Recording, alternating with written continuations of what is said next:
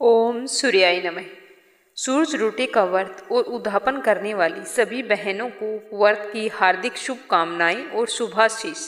आपके मंगल जीवन की कामना करते हुए आज मैं आपको सुना रही हूँ सूरज रोटी के व्रत में और उद्यापन में सुनी जाने वाली कहानियाँ। तो चलिए सुनते हैं पहली कहानी। एक गांव में एक माँ और एक बेटी रहती थी। दोनों सूरज का व्रत रखती थी। एक बार सूरज जी के व्रत के दिन माँ पानी भरने गई तो अपनी बेटी से 2 रोट बनाने को कहा।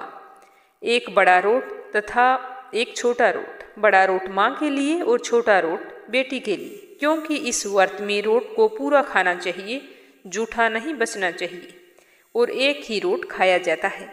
इस दिन बिना नमक मिलाए रोट बनाया जाता है। तो सारा कुछ समझाकर उसकी माँ पानी लाने चली गई। लड़की रोट बनाने लग गई। पहले उसने माँ का रोट बनाया। तभी सूर्य देवता एक साधु बाबा के भेष में भिक्षा मांगने के लिए आए। लड़की ने कहा कि यह रोट तो माँ का है, आप बैठो, अभी मेरा रोट बन जाएगा तब ले लेना। बाबा ने कहा देना है तो अभी दो, नहीं तो मैं वापिस जा रहा हूँ। तो लड़की ने सोचा कि साधु का घर से भूखा लौटना अपशुगन होता है, तो उसने एक टुकड़ा तोड़कर बाबा को दे दिया। जब माँ वापिस आई तो रोट का टुकड़ा टूटा हुआ देखा तो नाराज हो गई और पूछा कि मेरा रोट का टुकड़ा कैसे टूटा। तो उसने सारी बात बता दी। तो उसकी माँ नाराज हो गई और कहने लगी कि धिये बाई धिये दे, रोटी माइली कोर दे, महारो दे पण सारो दे। ऐसा कहकर वह माँ अपनी बेटी को मारने लगी। बेटी मार से बचने के लिए घर से भागकर जंगल में चली गई और पीपल के पेड़ पर चढ़कर बैठ गई। सूरज भगवान ने सोचा कि इसको मेरी वजह से घर से निकलना पड़ा है, तो इसकी रक्षा भी मुझे ही करनी पड़ेगी। अब सूरज भगवान रोजाना उसे एक चूरमे का लड्डू और पानी का लोटा उसके पास भिजवा देते। लड़की तो मजे से खाकर वहीं पर बैठी रहती। एक दिन एक राजा शिकार खेलता हुआ उधर से जा रहा था। राजा थक जाता है और वहां पर विश्राम करने के लिए उसी पेड़ के नीचे रुक जाता है। उसके साथ उसका मंत्री था। तो राजा को तो बहुत ही जोरों की प्यास लगी थी। तो राजा ने कहा कि थोड़ा सा पानी मिल जाता तो मेरी जान बच जाती, नहीं तो आज तो मेरी प्यास के मारे जान निकली जा रही है। तो ये शब्द जब लड़की ने सुने तो उसने अपने लोटे में से चुल्लू भर पानी डाल दिया। तो राजा ने वो पानी पीकर कहा कि आधी जान तो बच गई, यदि थोड़ा पानी और मिल जाता तो आधी जान और बच जाती। तो यह सुनकर लड़की ने चुल्लू भर पानी और डाल दिया। यह देखकर राजा को शक हुआ कि पेड़ के ऊपर कोई तो है। तो उसने अपने मंत्री को ऊपर भेजा कि तुम जाकर पता लगाओ कि ऊपर कौन है। तो मंत्री जैसे ही ऊपर गया तो उस लड़की ने कहा कि भैया ये लो लड्डू, तुम खा लो और बचा हुआ पानी भी पी लो, लेकिन राजा को जाकर कुछ भी नहीं बताना। तो मंत्री की भी भूख के मारे जान निकली जा रही थी। उसने बड़े ही प्रेम पूर्वक वो लड्डू खाया और पानी पिया और नीचे आ गया। तो नीचे आकर राजा से कहा कि राजा ऊपर तो कुछ भी नहीं है। तो राजा ने कहा खाया हुआ और नहाया हुआ कभी भी छुपता नहीं है। तुम ऊपर गए थे तो बहुत ही उदास थे, अब लौटे हो तो चेहरा चमक रहा है। तुम मुझे चाहे ना बताओ पर ऊपर कुछ तो है, मैं खुद देखकर आता हूँ। ऐसा कहकर राजा पेड़ पर चढ़ गया। जैसे ही उस लड़की को देखा तो वह लड़की तो डर गई। तो राजा ने कहा मुझसे डरो मत, मैं तुमसे शादी करूंगा, तुम चलो मेरे साथ महल में चलो। तो यह कहकर राजा उसे वहां से ले आया और उससे शादी कर ली। तो राजा की अन्य रानियां थी, वो छोटी रानी से जलने लगी कि राजा तो इसे सबसे ज्यादा प्यार करते हैं। थोड़े ही समय में उस छोटी रानी ने एक बेटे को जन्म दिया। तो वो रानी राजा की और भी चहेती हो गई और दूसरी रानियां बहुत ही जलने लगी। 2 महीने बाद सूरज रोटी का व्रत आया। तो उसने व्रत रखा और जैसे ही वो पूजन के लिए रोट बना रही थी तो उस रानियों ने उस रोट को देखकर राजा को जाकर कहा कि राजा तुम कोई रानी लेकर आए हो या कोई जाटनी लेकर आए हो, जाटों जैसा रोट बनाया है, आप खाओगे तो आपका पेट दर्द होने लगेगा और अगर रानी खाएगी तो राजकुमार का पेट दर्द होगा। तो यह बात छोटी रानी ने सुन ली और उसने रोट को कटोरे के नीचे छुपा दिया और मन ही मन सूरज भगवान से सहायता के लिए विनती करने लगी। जब राजा आए और पूछा कि कटोरे के नीचे क्या है, तो छोटी रानी ने कहा कि मेरे पीहर से आया हुआ उपहार है। तो राजा ने जैसे ही कटोरा उठाया तो उसके नीचे सोने का एक बड़ा सारा सिक्का निकला। तो राजा ने सोचा कि गरीब पीहर से इतना बड़ा उपहार। फिर राजा ने कुछ नहीं कहा, वापस चले गए। कुछ दिनों बाद रानी एक दिन खिड़की से बाहर देख रही थी तो उसने देखा कि उसकी माँ छाजले बेच रही थी। तो उसे वो अपनी माँ पर दया आ गई। उसने सोचा कि अपनी माँ को यहाँ बुला लेती हूँ, इतने नौकर चाकरों में वह भी रह लेगी और किसी को पता भी नहीं चलेगा कि यह मेरी माँ है। यह सोचकर उसने अपनी माँ को बुला लिया। लेकिन माँ तो आते ही फिर वही बात दोहराने लगी कि धिये माई धिये दे, रोटी माइली कोर दे, महारो दे पर सारो दे।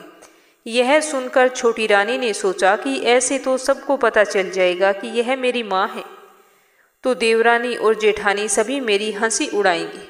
उसने माँ को एक कोठरी में बंद कर दिया और आगे ताला लगा दिया। राजा के आते ही अन्य रानियों ने राजा से कहा कि राजा जी, आप कोई डाकन भूतनी लाए हो या कोई रानी लेकर आए हो। एक औरत महल में घुसी थी, बाहर निकली ही नहीं। तो यह बात फिर रानी ने सुन ली।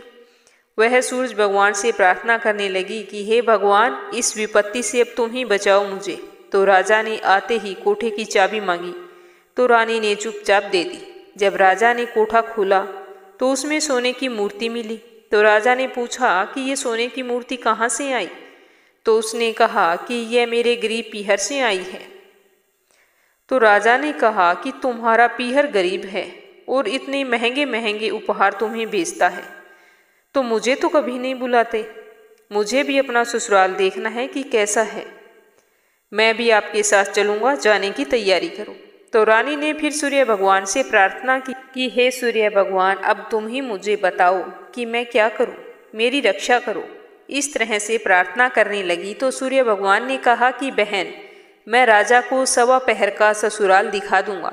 इसके बाद मुझे मेरी नगरी में उजाला करने जाना होगा। तो इस तरह से सूर्य देवता ने 1.25 पहर की नगरी बसा दी और भाई बनकर राजा को बुला भी लिया। तो वहाँ पर जैसे ही टाइम निकला जा रहा था तो रानी कह रही थी कि चलो राजा जी घर चलते हैं। तो राजा तो जाने को तैयार ही नहीं हुआ। तो छोटी रानी ने धीरे से अपने बेटे के चूंटी काटी, जिससे वो ज़ोर ज़ोर से रोने लगा। तो उसने कहा कि चलो घर पर चलते हैं, इसके क्या हो गया, ना जाने क्यों रो रहा है। इस तरह से अनेकों बहाने बनाकर राजा को चलने के लिए तैयार कर लिया। तो दोनों वहाँ से चल पड़े। सूरज भगवान ने बहुत सारा गहना कपड़ा देकर राजा रानी को विदा किया। आगे आते आते राजा बोला कि मैं तो मेरी धोती और एक पाँव की जूती वहीं पर भूल आया हूँ, मंत्री तुम जाओ लेकर आओ।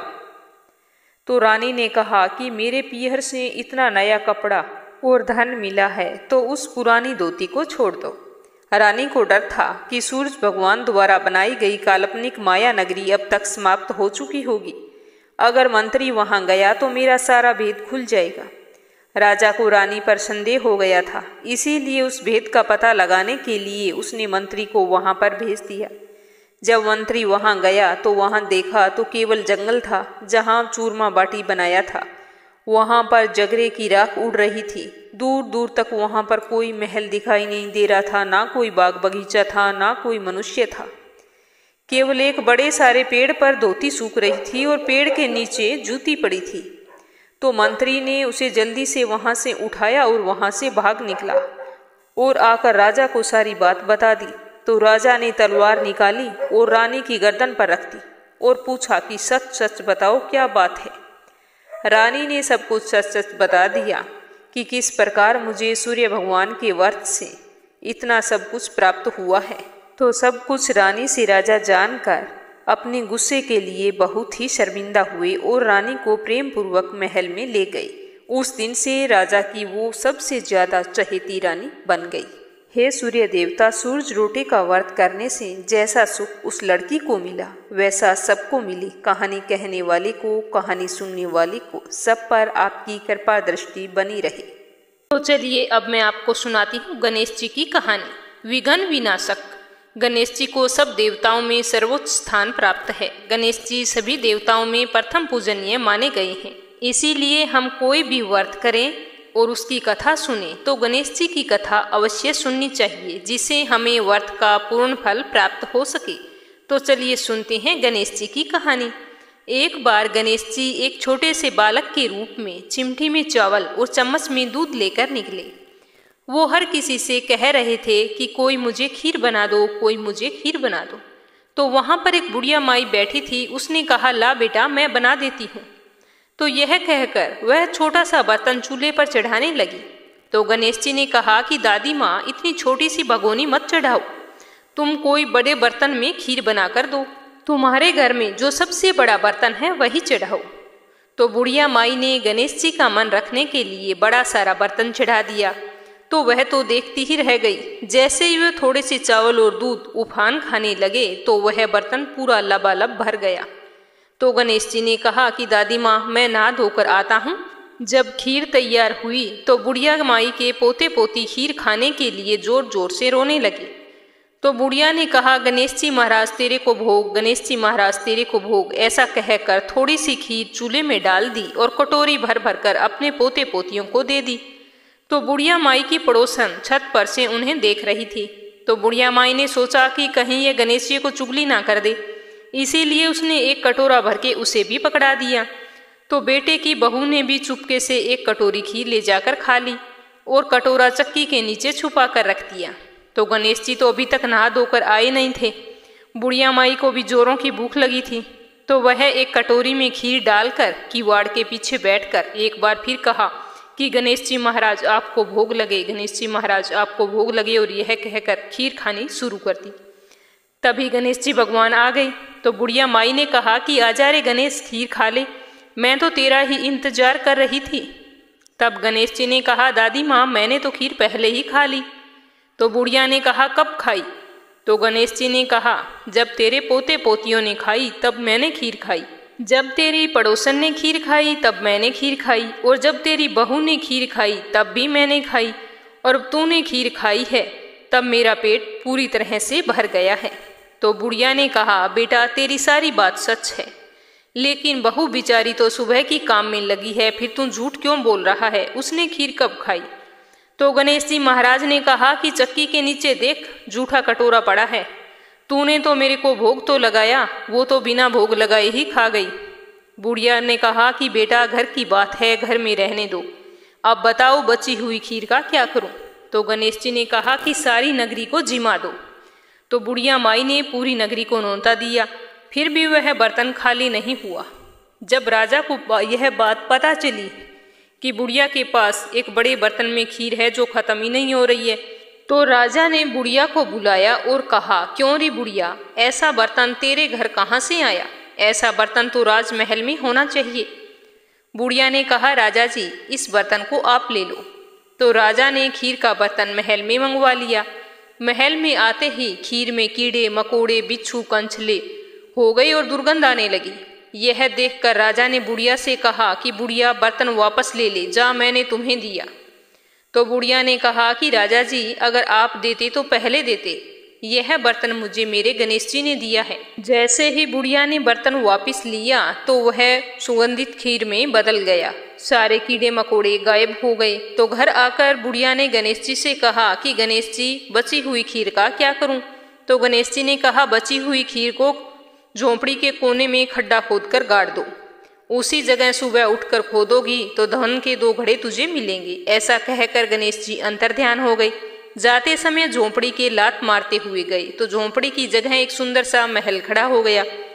तो बहू ने सुबह फावड़ा लेकर उस जगह को खोदा तो कुछ भी नहीं मिला। तो बहू ने अपनी सासू जी से कहा कि सासू माँ, थारो गणेश जी तो झूठो है। तो सासू माँ ने कहा कि म्हारो गणेश झूठो नहीं है, ला मैं देखती हूँ। तो यह कहकर सासू माँ वहाँ पर खोजने लगी तो उसे टन टन करते हुए 2 घड़े धन के मिले। तो बहू ने कहा, सासू जी गणेश जी तो साचो है। तो सास ने कहा कि हाँ, मेरे गणेश भगवान सच्चे हैं, वो तो भावनाओं का भूखा है। हे गणेश गजानन, जैसा आपने बुढ़िया माई को दिया वैसा सबको देना। विनायक जी की कहानी कहने वाले को, हुंकारा भरने वाले को, सभी को देना। बोलो गणेश महाराज की जय हो। तो चलिए अब सुनते हैं लपसी तपसी की कहानी। यह कहानी हर व्रत कथा के साथ पढ़ी और सुनी जाती है। एक लपसी था, एक तपसी था। तपसी हमेशा भगवान की तपस्या में लीन रहता था। लपसी रोजाना 1.25 सेर की लापसी बनाकर भगवान को भोग लगाकर जीम लेता था। एक दिन दोनों लड़ने लगे। तपसी बोला कि मैं रोज भगवान की तपस्या करता हूँ, इसीलिए मैं बड़ा हूँ। लपसी बोला कि मैं रोज भगवान को 1.25 सेर की लापसी का भोग लगाता हूँ, इसीलिए मैं बड़ा हूँ। तो नारद जी वहां से गुजर रहे थे। दोनों को लड़ता देखकर उनसे पूछा कि तुम दोनों लड़ाई क्यों कर रहे हो। तो तपसी ने खुद के बड़ा होने का कारण बताया और लपसी ने अपना बड़ा होने का कारण बताया। तो नारद जी बोले कि तुम्हारा फैसला तो मैं कर दूंगा।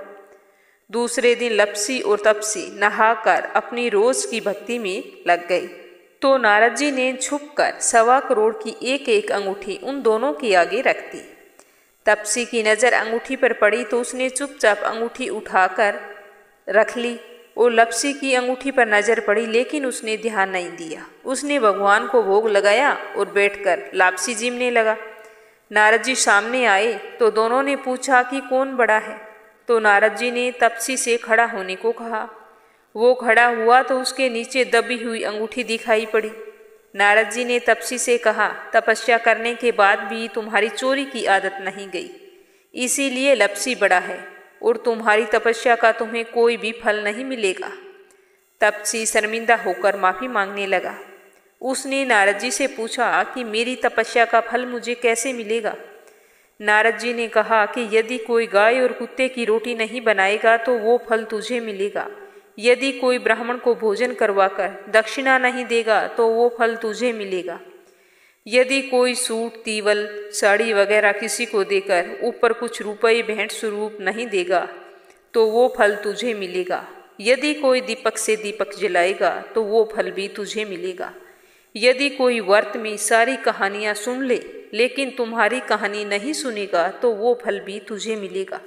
उसी दिन से हर व्रत कथा के साथ लपसी तपसी की कहानी अवश्य कही और सुनी जाती है।